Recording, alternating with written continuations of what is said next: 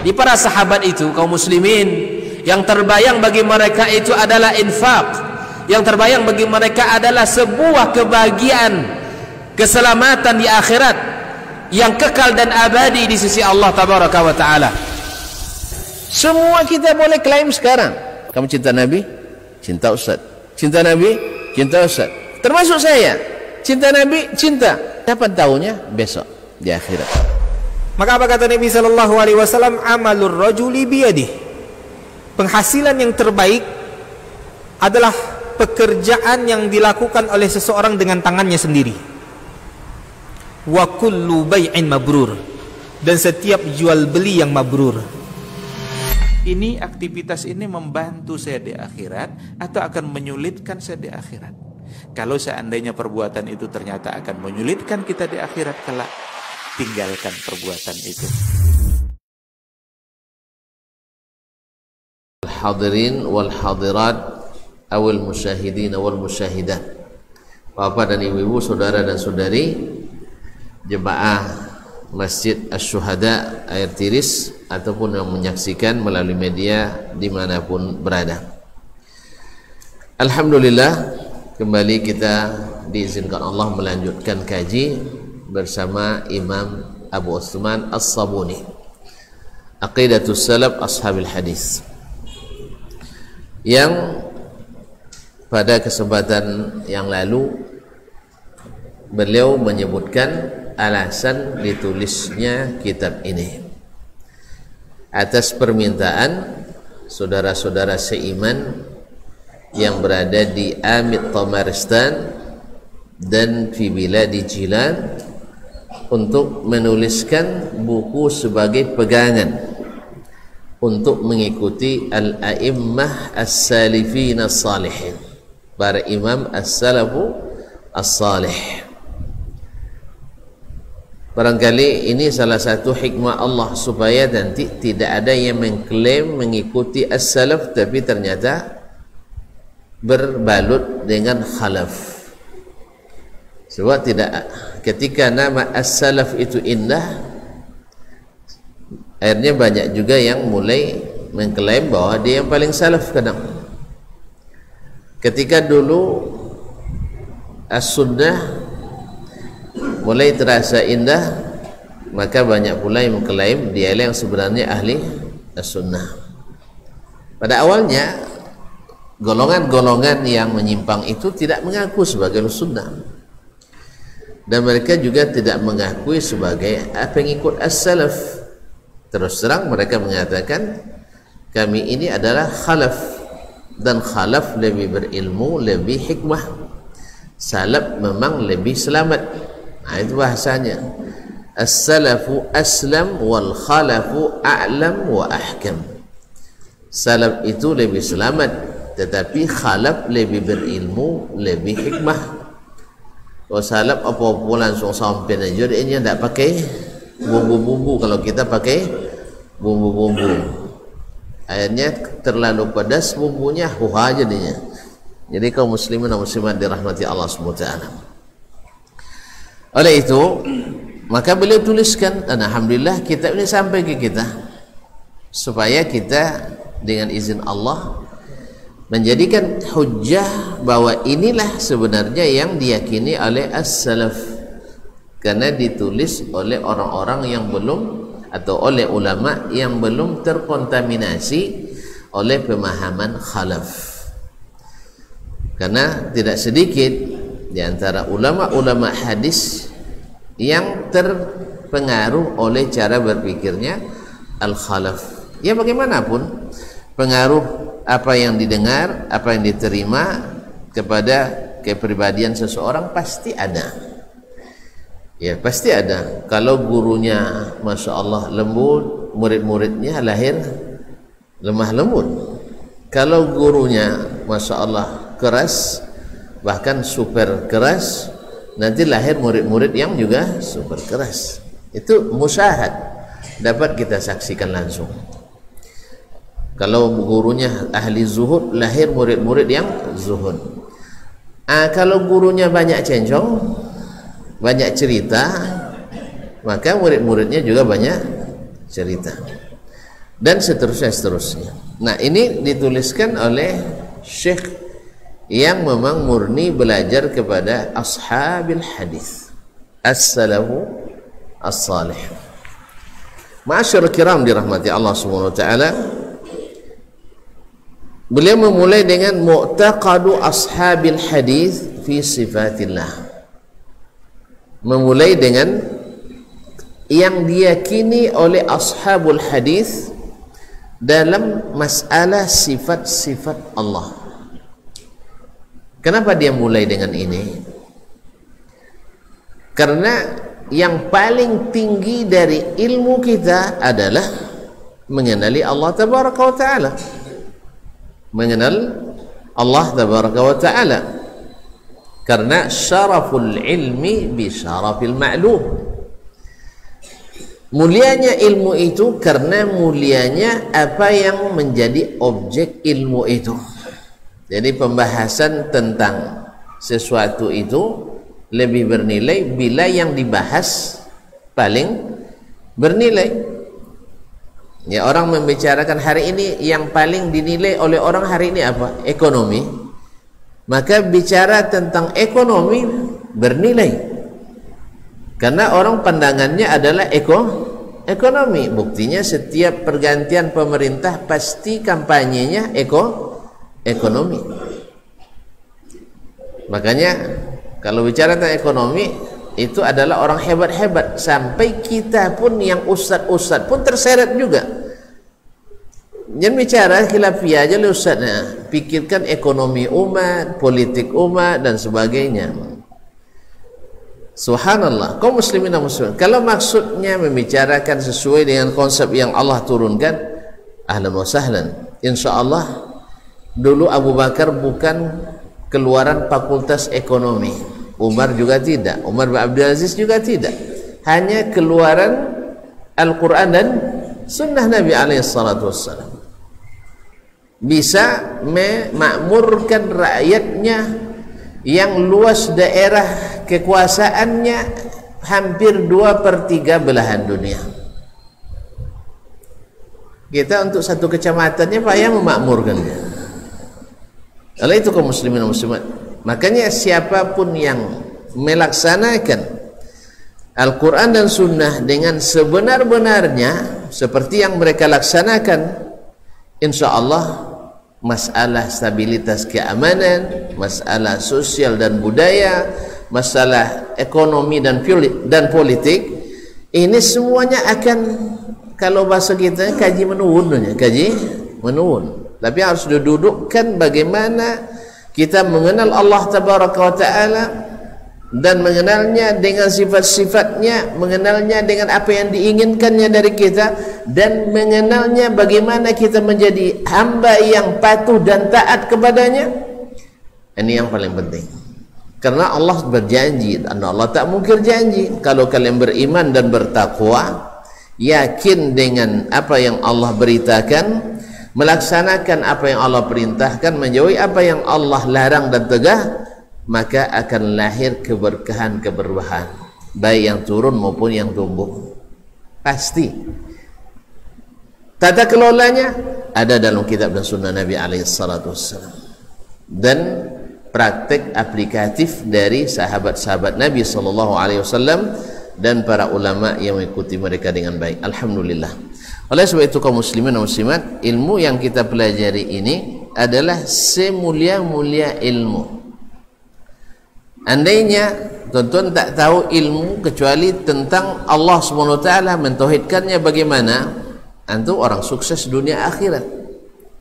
Tetapi kalau antum tahu ilmu dunia ini, berkuasa sampai seperti Fir'aun, kan luar biasa kuasanya, bisa mengaku jadi Tuhan, tapi gagal di dunia dan melarat di akhirat.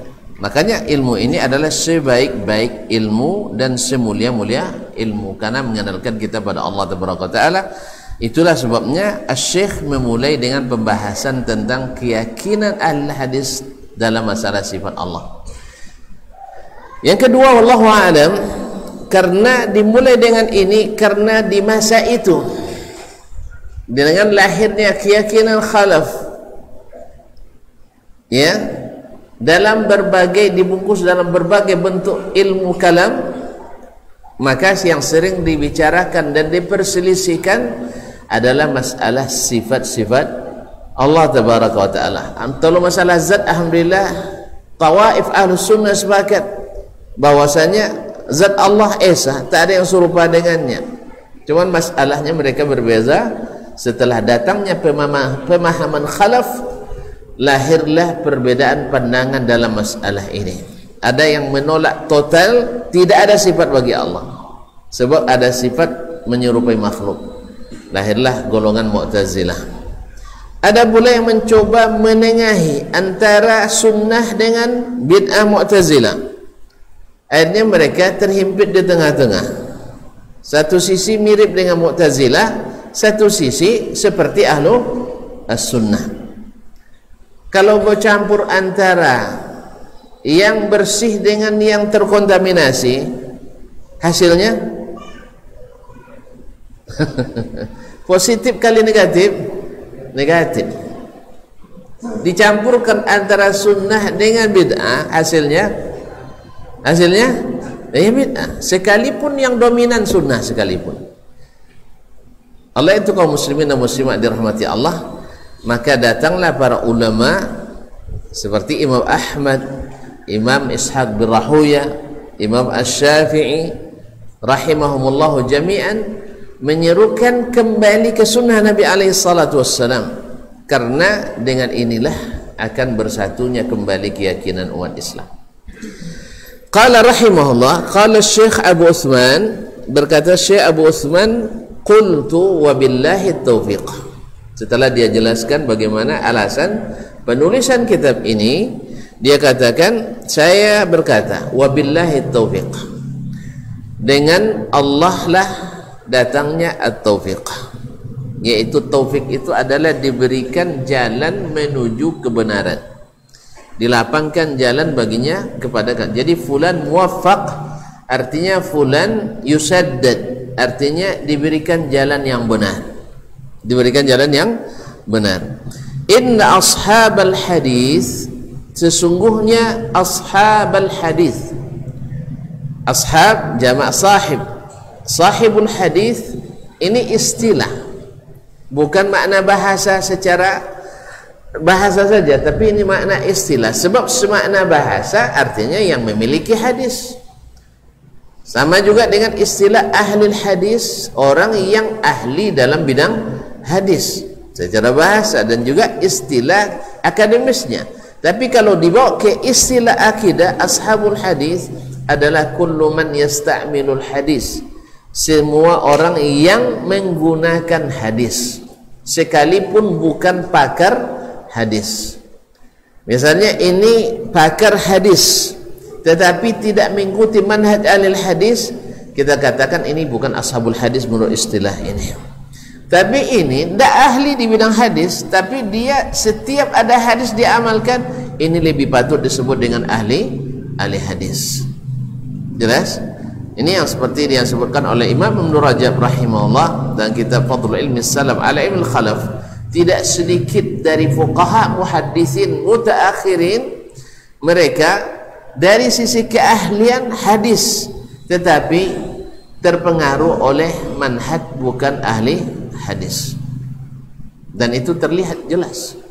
Lihatlah misalnya Sahih Bukhari, pensyarah Sahih Bukhari rata-rata atau kebanyakannya adalah yang berkeyakinan terpengaruh oleh manhaj al-khalaf, sehingga ada ta'wil di dalamnya atau ada tafwid di dalamnya yang diupayakan dengan sekeras-kerasnya untuk seolah-olah itu adalah mazhabnya as-salafus salih. Allah musta'an. Oleh itu kaum muslimin dan muslimat, kita dengarkan, inna ashabal hadis al-mutamassikina bil kitabi was sunnah, sesungguhnya para ashabul hadis, para pengamal hadis, ini lebih tepat bahasanya barangkali, pengamal hadis, al-mutamassikina bil kitabi was sunnah, yang berpegang teguh kepada Al-Quran dan sunnah. Hafizallahu ahya'ahum, semoga Allah menjaga mereka yang masih hidup, wa rahima amwatahum, dan memberikan rahmat kepada yang sudah mati. Yashhaduna lillahi ta'ala, mereka bersaksi bagi Allah Subhanahu wa taala bil wahdaniyati, bersaksi bahwa Allah adalah Maha Esa. Walir Rasul sallallahu alaihi wasallam birisalati wan nubuwah, dan bersaksi pula bahwa Rasul Muhammad sallallahu alaihi wasallam adalah pengemban risalah dan kenabian, kerasulan dan kenabian. Wa ya'rifuna rabbahum azza wa jal, mereka mengenal Rabbnya, mereka mengenal Rabb mereka azza wa jal bisifatihi allati nataqa biha wahyuhu wa tanziluh, yang diucapkan langsung oleh, yang berbicara langsung wahyunya, wa tanziluhu, dan Al-Quran yang diturunkannya, au syahida lahu biha rasuluhu sallallahu alaihi wasallam. Jangan lupa ya, gerakkan bibir itu walaupun tidak berteriak-teriak. Kadang-kadang teriak, kadang-kadang anti teriak, bagi bibir pun tak bergerak. Nah, sallallahu alaihi wasallam, rugi kita tidak selawat kepada baginda Nabi alaihi salatu wassalam. Au syahida lahu biha rasuluhu sallallahu alaihi wasallam, atau rasulnya sallallahu alaihi wasallam menjadi saksi akan sifat-sifat itu.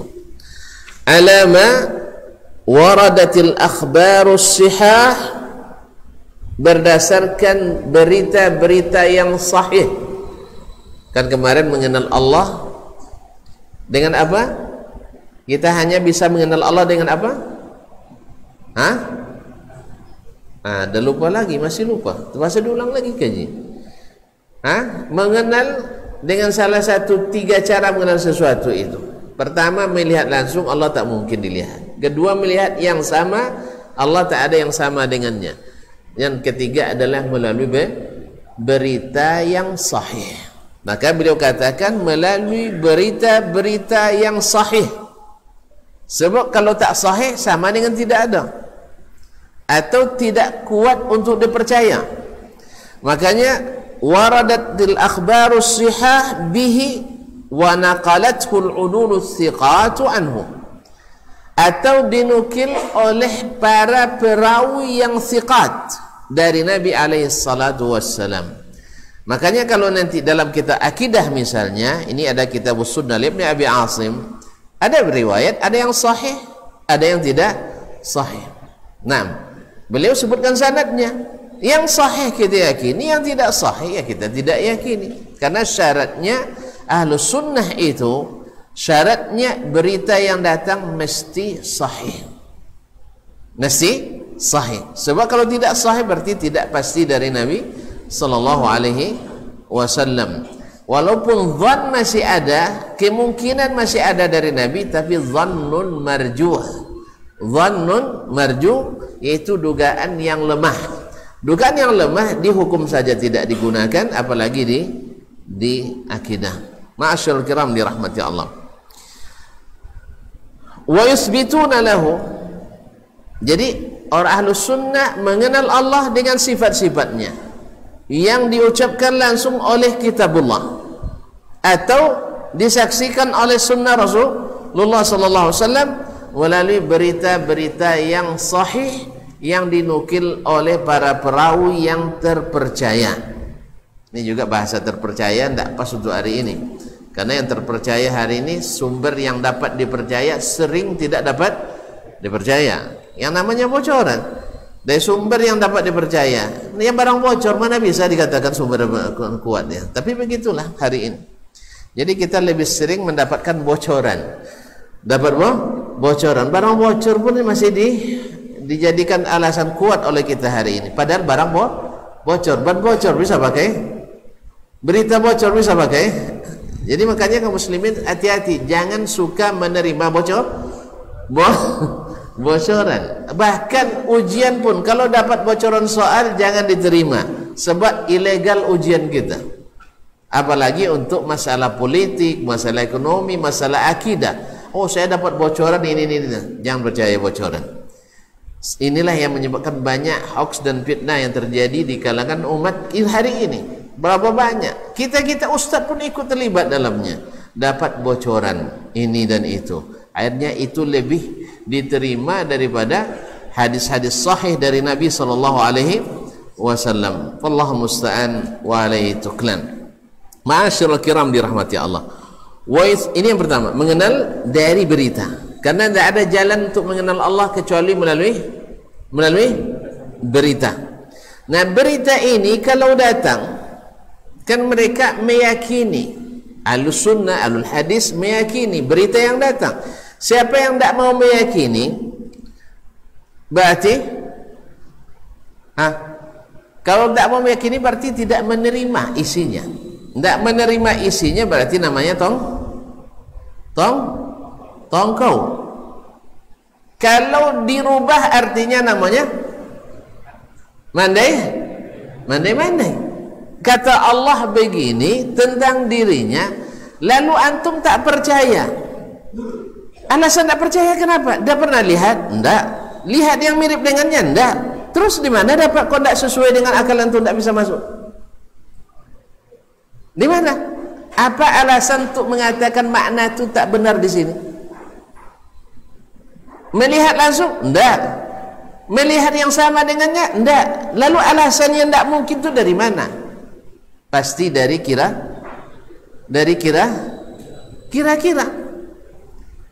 Nah, yang begini ini namanya mandai.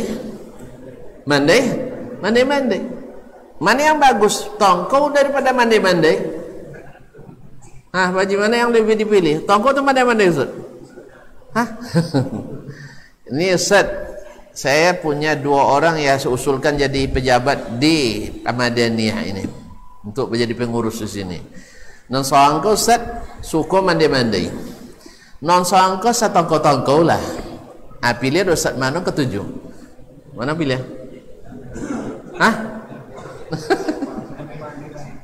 Mandai tak boleh, tongkau juga tak bagus. Sebab antum tak punya alasan untuk nolaknya kecuali hanya pikiran. Kalau antum pakai pikiran menolak sesuatu, banyak syariat ini akan ditolak. Orang buang angin dari mana? Dari hidung. Angin, astagfirullah, angin bau. Dari belakang. Habis itu yang dibasuh yang mana? Muka. Ada pula sebagian menafsirkannya, kan muka menanggung malu. Oke lah, saya terima, karena muka yang nanggung malu dia yang dibasuh. Masuk juga tidak masalah. Terus apa hubungannya siku? Kan dibasuh siku juga, basuh tangan. Malu juga siku loh. Macam apa malu siku Pak? Kode apa hubungannya mata kaki, telapak kaki? Malu juga dia. Akhirnya kita terpaksa bikin alasan yang mengada-ngada lagi, nanti mandai lagi. Makanya Ali bin Abi Thalib radhiyallahu ta'ala anhu masyhur dinukil daripadanya, "Law kana ad-dinu bil aqli lakana mashu asfalil khuffaini aula min mashi dhahrihima." Andainya agama ini dengan akal baru bisa diterima, pasti mengusap punggung sepatu lebih patut daripada mengusap bagian bawahnya. Mengusap bagian bawahnya lebih patut daripada mengusap bagian atasnya. Karena yang kotor yang mana? Yang bawah. Yang kotor kan yang bawah. Harusnya yang di bawah yang diusap. Tapi justru yang disyariatkan diusap yang mana? Yang atas. Jelas ya? Sama tadi, kalau seandainya agama baru diterima dengan akal, kalau berwudu ketika buang angin yang dibasuh tempat keluarnya angin, bukan muka yang dibasuh, bukan kaki, bukan tangan dan kaki. Tapi ternyata inilah syariat yang bila dikatakan kepada kita, qalu sami'na wa ata'na. Ini yang penting kaum muslimin. Nah, sami'na wa ata'na itu bukan hanya perintah dan larangan, termasuk berita yang disampaikan. Bahkan mohon maaf kaum muslimin, menyalahi berita yang Allah sampaikan lebih parah daripada melanggar perintah yang Allah perintahkan. Jelas? Antum sekarang disuruh meyakini datangnya kiamat. Dari mana beritanya? Dari Allah dan Rasul. Rasul katakan kiamat hari Jumat. Jelas? Taib, anda saya tidak percaya. Mana yang lebih parah? Tidak beriman pada hari kiamat atau meninggalkan salat? Ayo.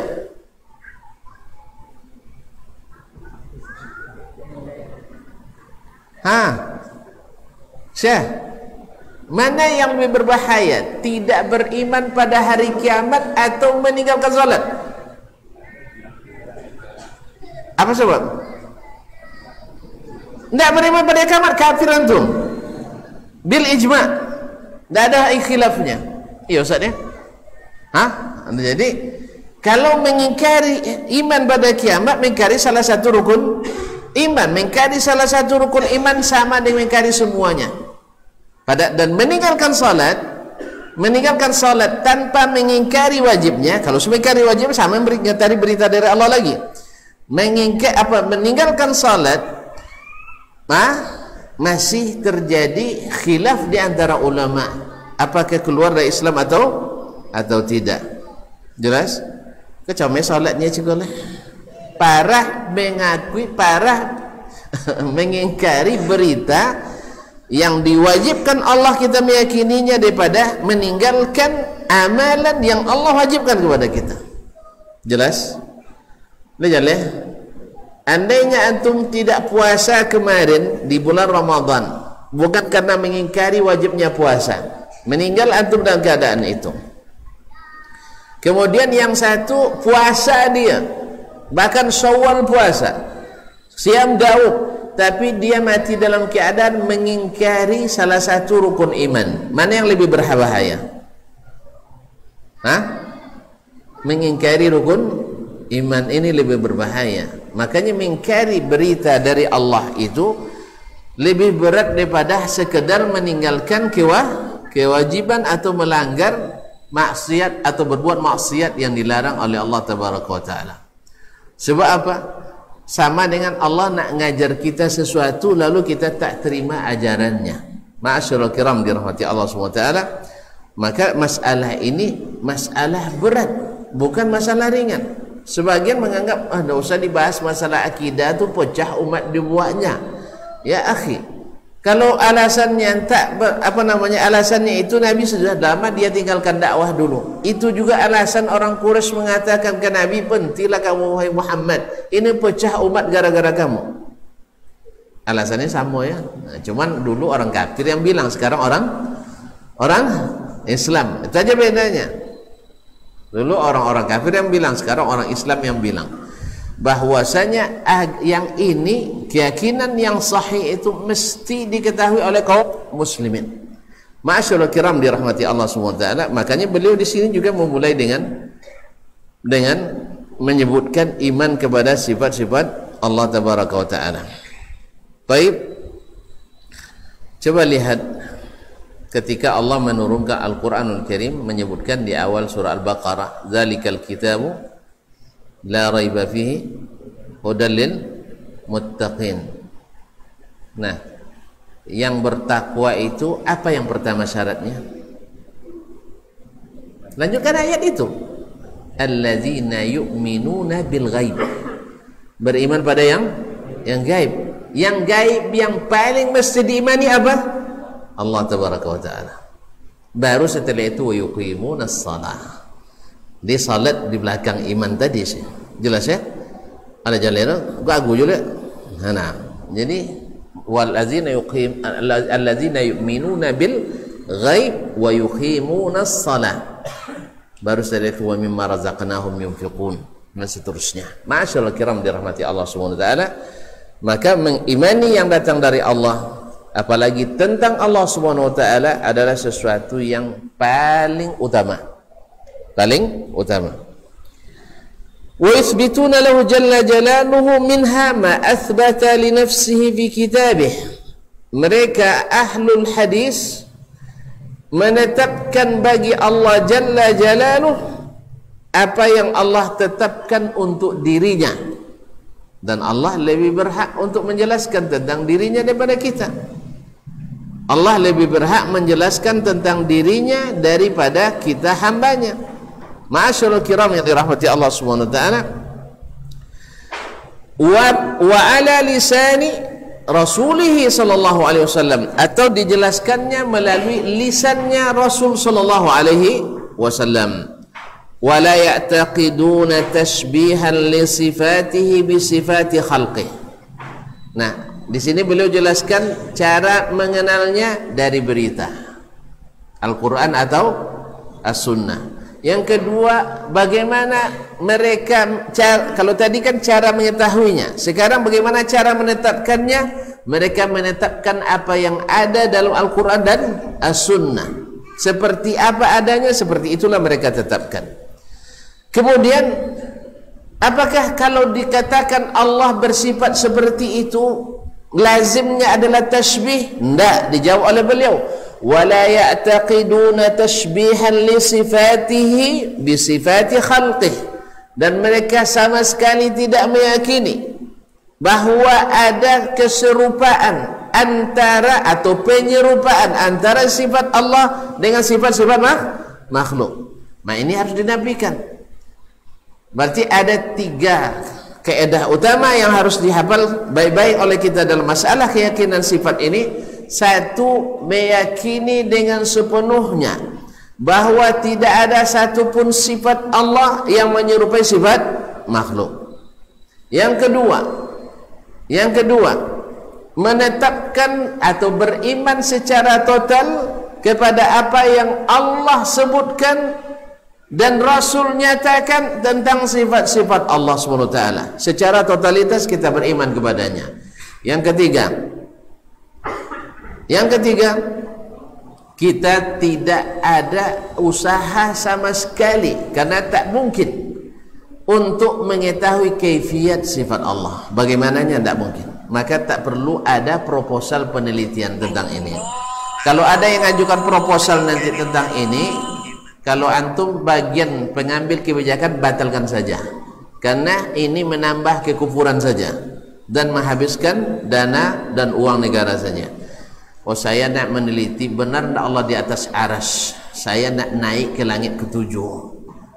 Ya, mana tahu lebih hebat. Sekarang kan Fir'aun cuma pakai piramid dulu bisanya kan, sekarang mungkin naik roket dia, naik pesawat ulang-alik. Mana tahu. Cuma kan pesawat ulang-alik kan hanya sampai ke bulan. Bulan masih di bawah langit pertama. Harusnya mereka tekan kontrak sama Jibril alaihissalam, tolong jemput saya nak buktikan Allah di atas atau tidak. Karena berita tidak meyakinkan mereka. Yang lucunya, berita astronot ditelan mentah-mentah, tapi berita dari Allah dan Rasul dimuntahkan masa-masa. Kaum muslimin dan muslimat, iya, berita keedah-keedah yang dibuat oleh Pluto, yang dibuat oleh siapa lagi, Aquarius, ya, dengan Plato ya, tanpa sanad sampainya ke kita, yakinnya luar biasa.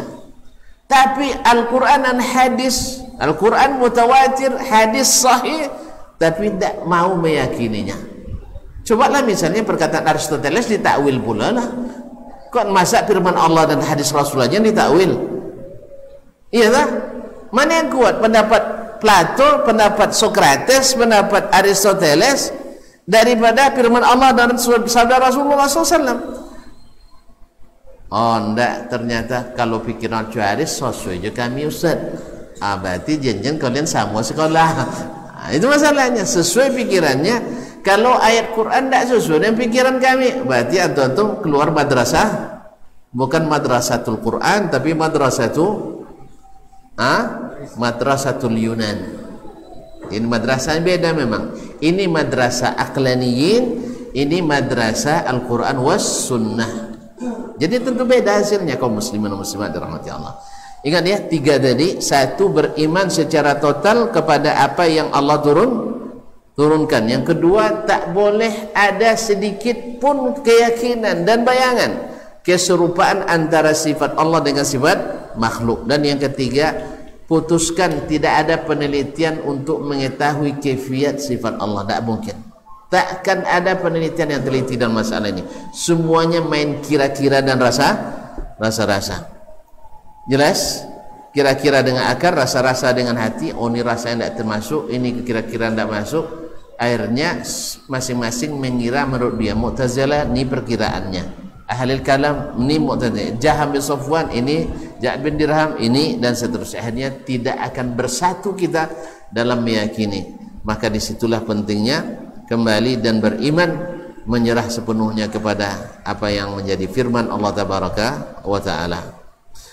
Wala ya'taqiduna tashbihan li sifati bi sifati khalqi fayaqulun, sehingga mereka dengan mudah mengatakan innahu khalaqa adama biyadihi. Mereka mengatakan, masa mereka Ahlus Sunnah, Ahlul Hadis, mereka mengatakan innahu khalaqa adama biyadihi. Allah telah menciptakan Adam alaihissalam dengan tangannya. Sebab Allah katakan biyadi, dengan tanganku. Terapkan yang tiga tadi. Satu, percaya dan beriman secara total kepada firman Allah dan sabda Nabi alaihissalam.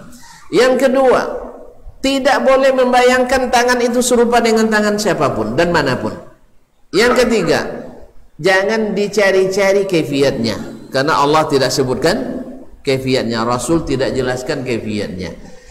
Makanya berita seperti apa datangnya, hanya itu kita yakini. Dengan ini selamatlah akidah, yarhamukallah, akidah Ahlus Sunnati wal Jamaah berdasarkan Al-Quran dan Sunnah, bukan berdasarkan pikiran dan logika. Ma'asyarul kiram dirahmati Allah SWT. Kama nassa subhanahu alaihi fi qawlihi azza min qail, sebagaimana Allah dengan secara tekstual menjelaskan itu di dalam firman-Nya, qal ya iblis, wahai iblis, ma ma'na akan tasjuda lima khalaqtu biyadai, apa yang membuat kamu tidak mau sujud kepada Adam yang telah aku ciptakan dengan kedua tanganku. Nah, sesuai Al-Quran mengatakan, hadis mengatakan bahwa Allah memiliki tangan. Nah, gimana? Tidak juga kita beriman, tidak masuk. Antum tidak masuk itu karena membayangkan tasbih. Sebab kalau punya tangan, terbayang tangan kita, terbayang tangan ini dan sebagainya, berarti tasbih. Habis itu lari dari hantu tasbih tadi, ya, terpegang pula bangkai ta'til, atau sebelumnya ta'wil. Ta'wil, setelah kita sampaikan tak bisa ta'wil karena ayatnya jelas, hadisnya jelas, tak bisa ta'wil. Habis itu terpaksa di ta'til. Oh, kami tak tahu maknanya. Kalau tak tahu maknanya, belajar ke yang tahu maknanya. Sahabat tahu dia maknanya, belajar ke sahabat. Para tabi'in tahu dia maknanya, belajar ke tabi'in. Jangan antum katakan, oh mereka tidak tahu maknanya, tapi walaupun tidak tahu tetap juga diterima oleh Allah SWT. La haula wa la quwata illa billah. Gimana ini kaum muslimin dan muslimat? Seperti antum seolah-olah mengatakan sahabat itu orang-orang dungu dan bodoh. Itulah mungkin lahir as-salafu aslam wal khalafu a'lamu wa ahkam. Salaf itu lebih selamat karena dungu. Nauzubillah. Ini tidak logis sebenarnya. Sebenarnya kalau akal sehat, yang selamat itu mesti lebih berilmu dan mesti lebih hikmah dan mesti lebih selamat. Jangan terbalik. Salaf lebih selamat karena kurang ilmu dan kurang hikmah. Tak masuk nih kawan. Logika mana yang terbawa ini? Makanya kaum muslimin dan muslimat dirahmati Allah, ini sangat urgen sekali mendudukkan masalah ini karena berkaitan dengan keyakinan kita tentang Allah Rabbul Alamin. Allah Rabbul Alamin. Dan kita ingin mengembalikan yang sudah jauh meninggalkan kembali kepada keyakinan ashabu al-hadis, jauh dari ashabul hadas. Kan dikit aja bedanya hadis dengan hadas itu, makanya subuhat masuk kadang antara hadis dengan hadas satu akar. Allah musta'an. Kayaknya sudah masuk waktu ya. Waktu selesai atau waktu salat? Waktu azan dulu. Waktu salat belum. Baik.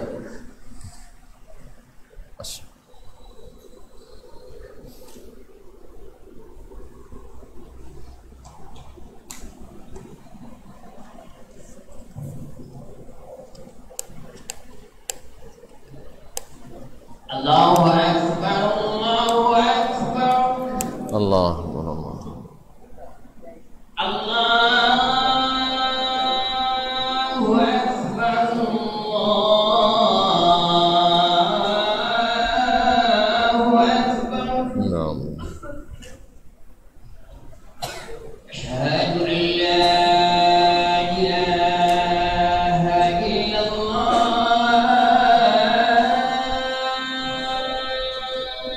Asyhadu an la ilaha. أشهد أن لا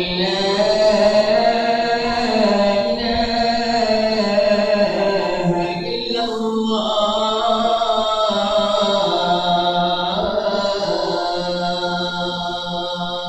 Asyhadu an la.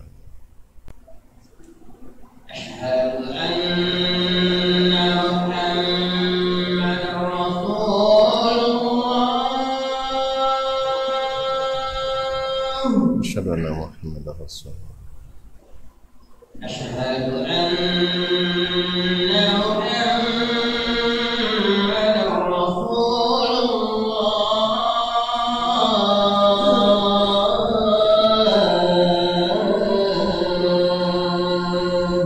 Asyhadu anna Muhammadar Rasulullah. حي على الصلاة. La hawla wa la حي على الصلاة.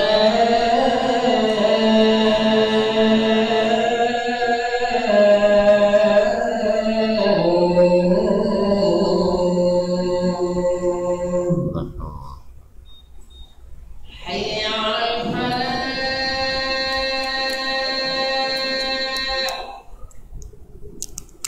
la hawla. حي على الفلاح.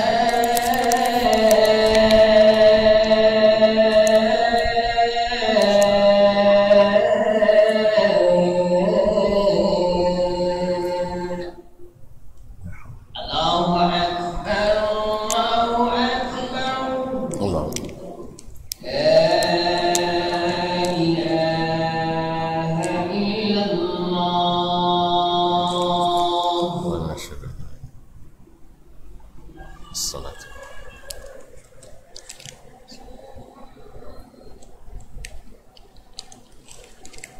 Kaum muslimin dan muslimat yang dirahmati Allah Subhanahu wa taala. Jadi Allah sendiri yang menyebutkan tentang masalah ini. Maka mereka isbat bahwa Allah memiliki tangan, tapi dengan syarat yang 3 tadi. Metodologi yang 3 itu jangan sampai terlewat. Bahwasanya beriman secara total kepada Al-Quran dan secara mutlak, secara absolut beriman pada Al-Quran dan hadis yang dia menyampaikan masalah ini. Yang kedua, tidak menyerupakan Allah, artinya menyucikan Allah dari menyerupai sifatnya atau menyerupakan sifatnya dengan sifat makhluk. Yang ketiga, tidak ada harapan untuk mengetahui kaifiatnya. Tidak ada harapan untuk mengetahui kaifiatnya, karena kita disuruh mengimani sifatnya, bukan kaifiatnya. Kaifiatnya tidak disebutkan, maka cukup kita beriman pada yang disampaikan. Wallahu musta'an. Ya iblis, ma mana'aka an tasjuda lima khalaqtu biyadai. Apa yang menghalangimu untuk sujud kepada Adam yang aku ciptakan dengan kedua tanganku? Dalam surat Sad ayat 75. Kemudian Syekh mengatakan wala yuharrifunal kalam an mawadhi'ihi. Mereka tidak mentahrif, tidak merubah-rubah, tidak memalingkan kalimat an mawadhi'ihi dari tempat-tempat aslinya. Kan al-kalamu huwal lafzul murakkabun mufidu bil wada', makna asli. Jadi kalam itu kalimat susunan kalafaz ya, yang menghasilkan makna secara asli. Seperti itulah aslinya bahasa itu. Kalau dipaling-palingkan berarti keluar dari makna al-kalam yang tadi. Jadi wala yuharrifun al-kalam an mawadhi'ih, tidak merubah-rubah, memaling-malingkan kalimat dari tempat aslinya. Bihamlil yadaini 'ala ni'matain, seperti yang dilakukan oleh oleh ahli kalam dengan maknai al-yadain ala ni'matain, dengan makna dua nikmat. Berarti nikmat Allah sedikit, hanya dua. Hanya dua. Kemudian nanti pertanyaannya, mana maksud nikmat yang dua ini? Pasti nanti ini menafsirkan begini, menafsirkan begini. Akhirnya apa? Nikmat pertama Adam diciptakan, nikmat kedua Hawa diciptakan. Mana dalilnya? Tidak tahu. Hanya perkiraan. Jadi semuanya main kira. Oh, mereka kan ulama, Ustaz. Ya betul, ulama. Tapi ada ulama yang pakai kira, ada yang ulama pakai dalil. Nah, ma'asyiral kiram dirahmati Allah Subhanahu wa taala. Wa awil quwwataini, atau dua kekuatan. Memang Allah punya dua kekuatan aja. Wallahu musta'an. Kekuatan yang mana? Kekuatan kiri dan kanan, pakai jihad lagi nanti. Kekuatan atas bawah, pakai jihad lagi. Allahu musta'an. Tahrif al-Mu'tazilah seperti yang ditahrif oleh kaum Mu'tazilah. Al-Mu'tazilah ini asalnya ada seorang murid Imam Al-Hasan Al-Basri yang sangat cerdas. Wasil ibn Atha. Jadi melihat gurunya baca Quran, sami'na wa ata'na, baca hadis, sami'na wa ata'na. Bagi beliau ini tidak dicerna, ini guru saya ngajar saya dulu ini. Jadi harus diolah dengan akal. Tidak masuk akal. Akhirnya dia i'tazala majlisa Al-Hasan Al-Basri. I'tazala maknanya memisahkan diri, sehingga dia pun membuat kajian. Akhirnya orang-orang yang mengikutinya disebut dengan golongan Mu'tazilah yang meninggalkan majlis Imam Al-Hasan Al-Basri. Jadi wajarlah kaum muslimin kalau seandainya kita hari ini yang beriman langsung pada kitab dan sunnah Nabi, seperti apa adanya, dikatakan tidak menggunakan akal. Karena memang asalnya Imam Al-Hasanul Basri dituduh oleh mereka tidak menggunakan akal. Lucu deh, ulama godang tak bakal. Kan lucu, ulama besar lalu dia dapat ilmu itu pakai apa? Tidak pakai akal. Menghafal Quran sejak kecilnya tidak pakai akal.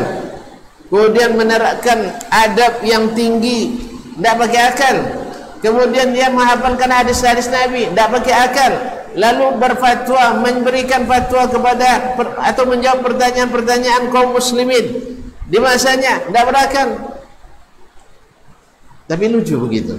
Jadi kaum muslimin dan muslimat dirahmati Allah, sama juga orang yang misalnya dah belajar lama tapi karena tidak setuju dianggap tidak pernah belajar, wajar, biasa aja itu. Atau jarang baca buku, yang bilang tidak jarang baca buku ini kadang bukunya hanya semeja aja barangkali. Iya, sama kita tamat pondok dulu seperti itu juga.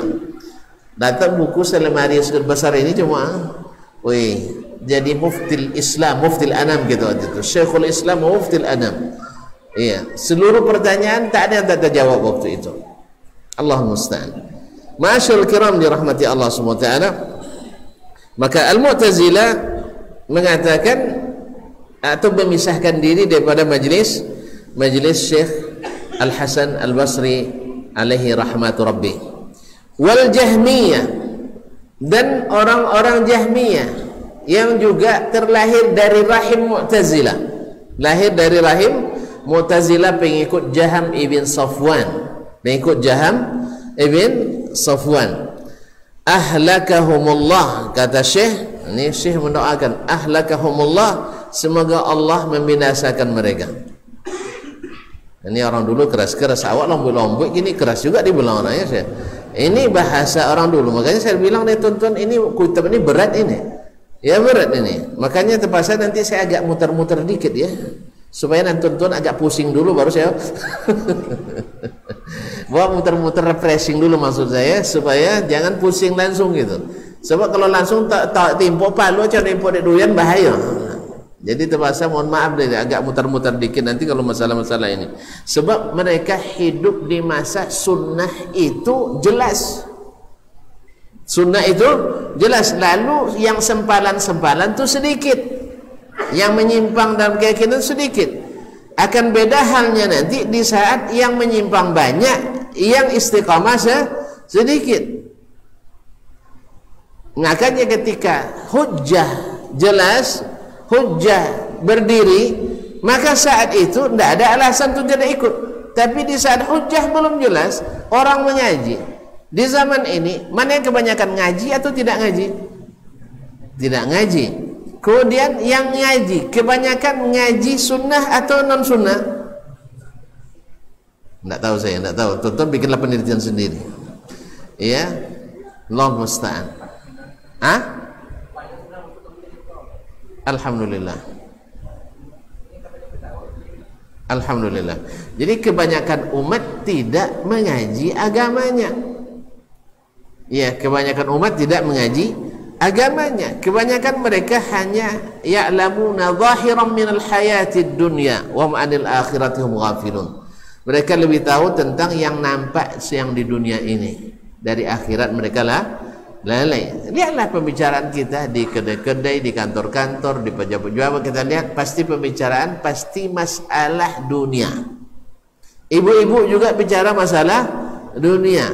Ustaz-ustaz pun juga bicara.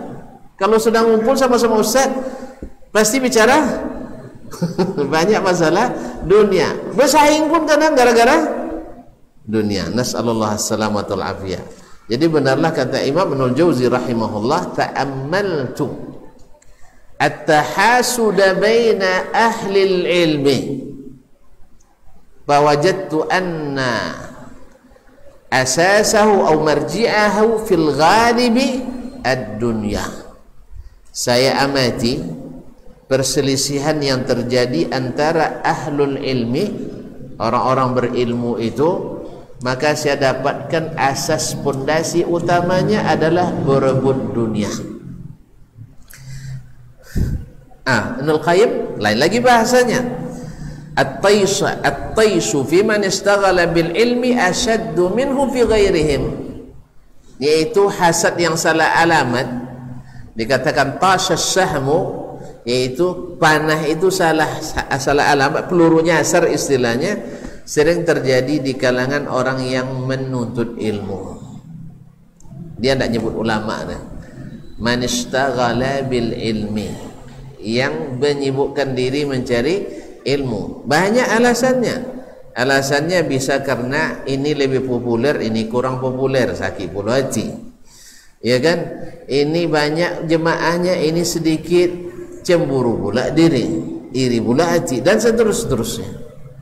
Jelas? Jadi Allah musta'an, semoga Allah selamatkan kita dari penyakit-penyakit hati tersebut. Ma'asyarul kiram ni rahmati Allah SWT. Kemudian beliau melanjutkan. Kita selesaikan satu apa ni ya? 6. La ilaha illallah. Wala yukayyifunahuma bikayfin wala aw yusabbihunahuma. Mereka tidak mentakyif kedua sifat atau kedua tangan Allah tersebut. Maksud mentakyif tidak membagaimanakan, tidak tahu bagaimana sifat Allah tersebut. Aw yusabbihunahuma, dan tidak pula menyerupakan, mentasbih dengan sifat makhluk. Bi aidil makhluqin, dengan tangan-tangan makhluk. Tasbihal musabbihati, seperti yang dilakukan oleh kalangan musabbihah, mujassimah. Memang ada mujassimah, tapi bukan ahlus sunnah, bukan ashabul hadis.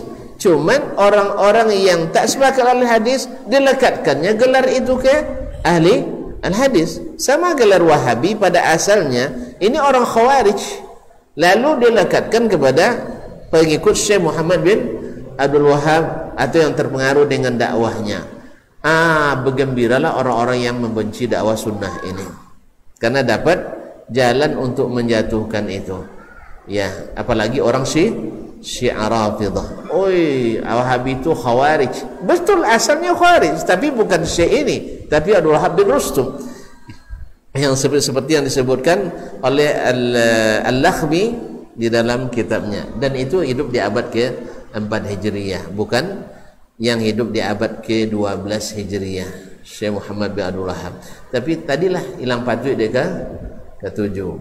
Mereka paham sebenarnya bukan ini yang dimaksud, tapi karena untuk menjatuhkan mereka gunakan senjata itu. Sama, mereka Ahlus Sunnah bukan Mujassimah dan bukan Musyabbihah. Mereka menetapkan dengan dasar yang kita sebutkan 3 tadi, karena beriman pada firman Allah dan sabda Rasulullah SAW. Yang kedua, tidak menyerupakannya dengan makhluk. Yang ketiga, tidak bicara tentang kaifiyat. Sebab kalau sudah tajsim nanti ada kaifiyatnya, maka kita tidak masuk pada Mujassimah, tidak masuk dalam Musyabbihah. Inilah ahli hadis yang dijelaskan oleh mereka yang langsung bertemu dengan ashabu al-hadis. Ma'asyarul kiram dirahmati Allah SWT. Khazalahumullah, semoga Allah menghinakan mereka. Waqad a'adzallahu ta'ala ahla sunnati minat tahrifi wat takyifi wat tashbih. Sesungguhnya Allah telah melindungi ahlus sunnah.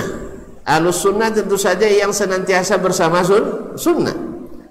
Minat tahrif, dari mentahrif, yaitu merubah-rubah firman Allah dan hadis Rasulullah. Wat takyib, dan daripada mentakyib, memvisualisasikan, mentajsimkan, mengkaifiatkan Allah SWT. Wat tashbih, dan daripada tashbih, yaitu menyerupakan Allah dengan makhluknya. Wa manna alaihim bit ta'rif wa tafhim, dan Allah karuniakan kepada mereka at-ta'rif, yaitu mengenali sifat Allah, ma'rifat, wa tafhim, dan pemahaman, hatta salaku subul at-tauhid wa tanzih, sehingga mereka dapat melewati jalan-jalan tauhid dan mentanzih Allah Subhanahu wa taala dari segala sifat kekurangan. Jadi ayat Al-Quran tak ditolak, hadis tidak ditolak, tetapi tidak sampai mentashbihkan dengan makhluk. Inilah Ahlus Sunnah wal Jamaah. Wa tarakul qawla bit ta'lil wat tashbih, dan mereka meninggalkan perkataan dengan ta'lil. Ta'lil itu kalau begini mesti begitu, kalau begini mesti begitu. Itu namanya ta'lil, membuatkan alasan-alasan. Misalnya menolak Allah di atas aras. Kalau Allah di atas aras berarti bertempat. Ini namanya ta'lil. Ini bukan urusan kita. Allah Maha Kuasa. Nak bertempat, tak bertempat, tapi dia tidak jelaskan dia bertempat, maka kita katakan tidak menolak bertempat dan juga tidak mengiyakan bertempat. Allah Maha Kuasa, kita tidak mengatakan, karena tidak ada hadis yang mengatakan Allah ada tanpa tempat. Itu hanya perkataan yang disebutkan kepada Ali bin Abi Thalib, tapi sumbernya entah dari mana, tiba-tiba aja ada dalam kitab Tauhid, ada aja dalam pembatasan akidah al-mutakallimin. Tidak ditemukan riwayatnya dalam kitab-kitab yang masyhur. Masalah yang penting seperti ini tak diriwayatkan oleh ulama ahli sunnah, ashabul hadis, baik al-Ajurri dalam asy-syari'ah misalnya, atau misalnya al-Lalakai dalam usul sunnah, atau misalnya al-Muzani dalam usul sunnah, Imam Ahmad dalam kitab sunnah, Ibnu Khuzaimah Imamul A'immah dalam kitab Tauhid, dan seterusnya. Ad-Daraqutni dalam Al-Asma' wa Sifat, Ibnu Mandah dalam Kitabul Iman. Tidak ada mereka meriwayatkan kalimat ini, Allah wujud bila makan. Tidak ada riwayat ini. Tiba-tiba datang aja ke dalam kitab-kitab ahli kalam, menjadi kaedah yang seolah-olah lebih tinggi dari Al-Quran. Wallahu musta'an. Kaum muslimin dan muslimat dirahmati Allah SWT. Kita tidak katakan Allah bertempat. Siapa yang bilang? Kita tidak mengatakan Allah bertempat, karena tidak lazim sesuatu di atas mesti menempati yang di bawahnya. Tidak. Ini kipas angin, coba tengok tuh. Kipas angin. Tengok kipas angin. Tengok coba. Dia di bawah apa di atas? Tidak, maksudnya di bawah loteng atau di atas loteng? Di bawah loteng. Loteng menempati kipas angin? Tidak paham. Tidak menempati. Tidak semua yang di atas menempati yang di bawah. Anak joleh mana ganti ke langit. Tidak lagi langit deh. Langit ada tempat, ada dia menempati yang di bawahnya. Tidak, alhamdulillah. Kan sudah sering Anda bilang, antum punya ruh apa tidak? Punya ruh. Di mana ruh itu? Di kandung badan. Kan di kandung badan bahasanya. Ada tempatnya dalam badan? Tidak ada tempatnya. Akal ada enggak? Antum punya akal? Masih. Jadinya sudah jadi wali. Kalau sudah hilang akal jadi wali. Masya Allah. Kaum muslimin dan muslimat rahmatullah. Ini aneh-aneh bil ajaib kajian Allah mustah. Jadi Syekh, akal antum di mana? Di dengkul? Di mana Syekh? Enggak tahu. Ya, orang selalu isyaratkan ke sini atau di sini. Bahasa Al-Qur'an fi qulub. Kalau bahasa kita di benak atau di otak. Baik, di benak atau di otak. Tolong periksa, ada tempatnya? Enggak ada, alhamdulillah. Jadi kaidah segala sesuatu di sesuatu mesti membutuhkan sesuatu batil. Walaupun secara umum benar, tapi ada hal-hal pengecualian yang tidak masuk dalam kaidah ini. Makanya saya katakan, kaidah itu adalah himpunan dari beberapa sampel, beberapa contoh. Mungkin sebagian besar contoh sesuai dengan kaidah, tapi ada yang tidak masuk dalam kaidah, jangan dicolak contoh itu. Kalau tidak mati antum nanti harus sesuaikan dengan kaidah semuanya. Berarti akal tidak ada nanti, sebab tidak ada tempatnya. Kaum muslimin dan muslimat, nanti langit tidak ada, karena tidak ada tempatnya. Dan memang ada. Kaum Mu'tazilah mengakui langit tidak ada. Yang ada adalah jarak pandangan mata kita. Akhirnya mereka tidak mengakui Nabi Mi'raj. Jadi kan Nabi masuk dengan Jibril langit pertama, diketuk pintunya, lalu ditanyakan, ini bagi mereka la syai', tidak berguna ini. Ada. Akibat apa? Karena terlalu mengikuti akal, seolah-olah tidak berakal. Ma'asyar kiram dirahmati Allah SWT. Nah, wa tarakul qawla bit ta'lili wat tashbih, dan meninggalkan perkataan dengan membuat ta'lilat, alasan-alasan, lalu akhirnya menyerupakan, akhirnya mentasbih. Sebab setiap ta'lil pasti mentasbih. Sebab illah dituntut dalam bab qiyas. Kan begitu saya? Dalam bab qiyas mesti ada ta'lil. Nah, kalau sudah bertaklil berarti masuk bab qiyas. Kalau berqiyas pasti tasbih. Karena tidak ada qiyas kecuali ada maqis wa maqisun alaih. Kalau main kau jigo Ustaz.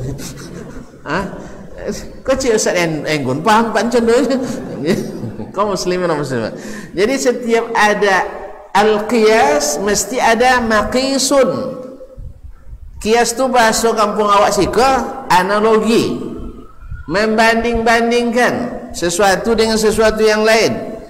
Jadi kalau perbandingan mesti ada yang dibandingkan dan mesti ada yang dibandingkan dengannya. Maqisun wa maqisun alaih. Jelas? Sebab kalau sudah pakai ta'lil mesti ada tasbih. Tasbih mesti ada qiyas.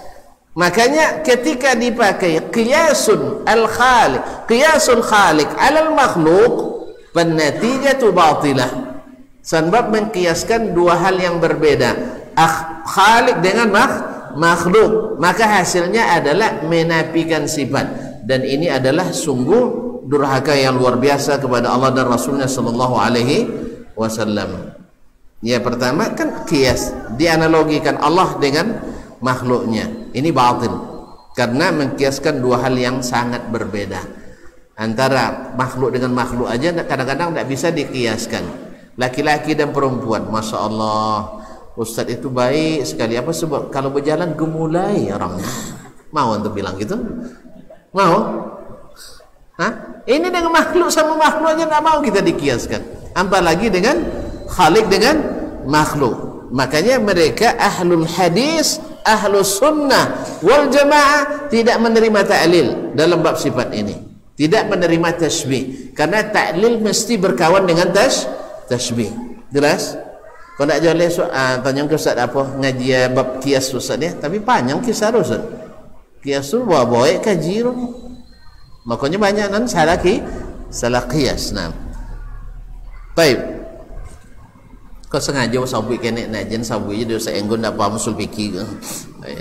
Soalnya belajar usul fikih dulu deh kan. Nah. Kaum muslimin dan muslimat dirahmati Allah SWT. Wattaba'u qaulallahi azza wa jal, tapi yang mereka ikuti adalah firman Allah tabaraka wa taala, laisa kamitslihi syai'un wa huwas samiul basir. Tidak ada satu pun yang serupa dengannya dan Allah Maha mendengar, Maha melihat.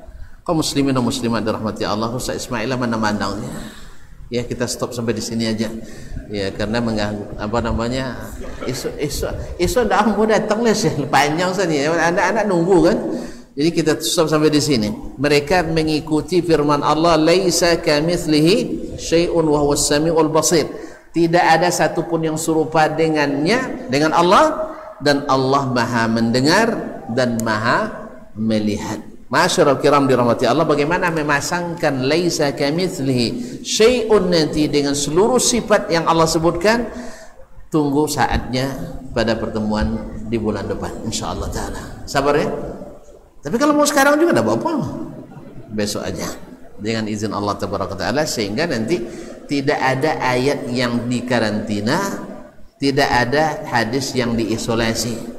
Semuanya masuk dalam pembahasan asma dan sifat Allah Taala, dan tidak satu pun yang tidak bisa diterima akal, kecuali akal kita sudah sempit diisi dengan subuhat-subuhat dari berbagai pemikiran dari timur dan barat atau dari utara dan selatan.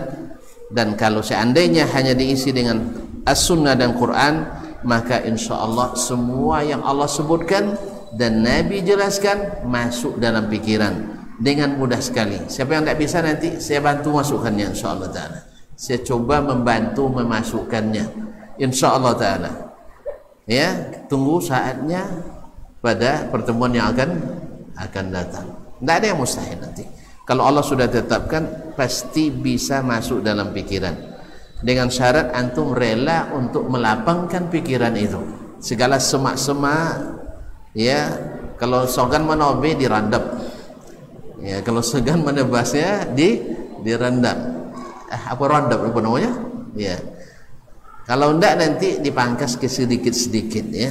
Nah, nanti insyaallah taala dengan demikian Al-Qur'an hadis itu kata orang Jawa lempang masuknya. Mudah masuknya. Sebagaimana dulu mudah masuknya kepada orang-orang beriman di zaman as-sahabat wat tabi'un alaihim ridwanullah ajma'un. Sampai di sini lebih dan kurang saya mohon maaf. Mudah-mudahan Allah berikan kita pemahaman yang sahih dan dimudahkan untuk mengikutinya dan dijauhkan dari berbagai syubhat yang menyimpangkan kita dari pemahaman yang sahih dan dikuatkan untuk meninggalkannya. Amin ya rabbal alamin.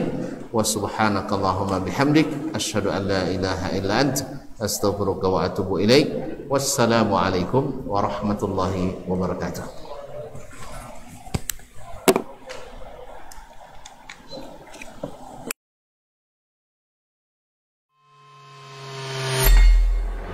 Di para sahabat itu, kaum muslimin, yang terbayang bagi mereka itu adalah infak, yang terbayang bagi mereka adalah sebuah kebahagiaan, keselamatan di akhirat yang kekal dan abadi di sisi Allah tabaraka wa taala. Semua kita boleh klaim sekarang. Kamu cinta Nabi? Cinta Ustaz. Cinta Nabi? Cinta Ustaz. Termasuk saya. Cinta Nabi? Cinta. Kapan tahunya? Besok di akhirat. Maka apa kata Nabi sallallahu alaihi wasallam? Amalur rajuli biyadihi. Penghasilan yang terbaik adalah pekerjaan yang dilakukan oleh seseorang dengan tangannya sendiri. Wa kullu bai'in mabrur. Dan setiap jual beli yang mabrur.